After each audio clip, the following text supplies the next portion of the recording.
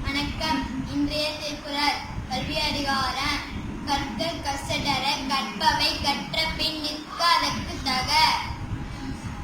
எண்ணென்ப ஏன எழுத்தென்ப இவ்விரண்டும் கண்ணென்ப வாழும் இருக்கு.